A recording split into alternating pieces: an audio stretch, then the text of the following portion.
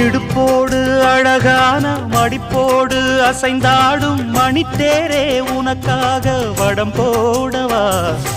இடையோடு இடை சேர இதமான கொதிப்பேர பசும் பொன்னே உனை கொஞ்சம் புடம் போடவா